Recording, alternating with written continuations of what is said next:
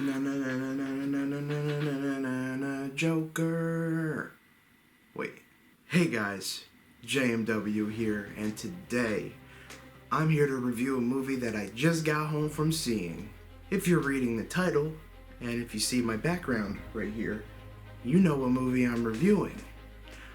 I'm reviewing The Joker. So, before I even give you my grading on it, let me just say, I think this is the most perfect origin story for Joker ever. This is the best Joker story ever told, I believe. So good. This movie, it challenges your mind. Don't expect to walk in there and be like, oh, it's a comic book movie, it's a superhero movie, get the popcorn, get the soda. No. This movie takes you for a ride. This movie is the equivalent to you not being able to swim and someone throws you in the pool and says, good luck. And thank God this movie was R-rated, because I don't think this movie could have worked if they gave it a PG-13 movie. And I want to describe scenes to you, but I can't. I should have mentioned that this is a non-spoiler review, because this movie is too good to be spoiled. It really is. I don't want to spoil anything for you guys and gals. If you truly want to see this movie, you really have to. Like, it's good. And that's why I can't give away any scene. I'm not going to tell you about any scenes. I'm going to describe the movie without telling you specific details, because it's that good and it does not deserve to be spoiled. But yeah, this movie could have not worked if they gave it a PG-13 rating. So, what did I think about the movie? Well, it's a goddamn masterpiece. It really is. This movie is a masterpiece. I'd give it a 10 out of 10. It's a perfect movie. It's a masterpiece. That's all I can say. It is literally the best. Oh God, I can't believe I'm saying this. It's the best movie DC has put out since The Dark Knight. It's that good, and I would honestly, I can't compare The Dark Knight in this movie because they're so different. But The Joker, this movie, it's like on the same tier as Dark Knight. Not surpassing it, it's not below it, they're equal, they're tied. This movie is a disturbing but beautiful descent into darkness. It really is, and that it contradicts itself, but the movie's beautiful and disturbing at the same time.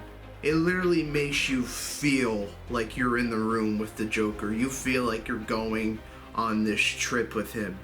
When I was watching it, like, I felt like I was there. I felt like I could feel the Joker's feelings. I felt like I was in the middle of the room. It's such a good movie, and it really knows how to capture you in the movie. This movie, even though it's about the Joker, a comic book villain, it does not feel like a comic book movie. It feels like a Jesus Christ. It feels like a movie about a guy that goes insane. It does not feel like a superhero movie. It just feels like you're watching a movie about a guy. You don't need to know shit about Batman, Joker, the Waynes. You don't need to know shit about Gotham City to see this movie. If you literally know nothing about Batman, that's fine. You don't need to know anything.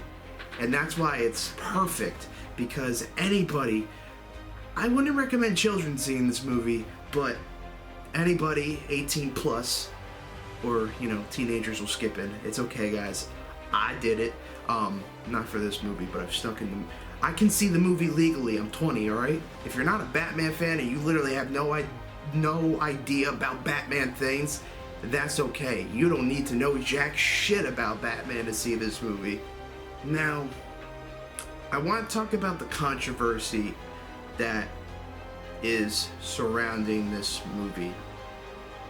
People are saying it's bringing a negative impact to mental health and it's promoting gun violence. And this is my response to all the controversy. Did you think a Joker movie was going to be about sunshine, rainbows, and puppies? Did you think it was going to be an old goody-goody movie? No. It's the Joker. It's going to be disturbed. It's going to talk about mental illness. It's going to talk about gun violence. Mental illness, gun violence, those are two traits of the Joker, by the way. So, listen, I get it. And to all they mention, of course, the Colorado movie theater shooting. I understand that. And to anyone that lost people in that tragedy, I'm sorry. That's terrible. But the people that are saying it has a bad impact on gun violence, well, of course, it's not gonna be like, don't shoot guns. It's not like the Joker's gonna be parading down the street saying, don't shoot guns. Mental illness is bad. It's not. It's a fucking Joker movie, guys. All right? We need to move past the fact that this movie promotes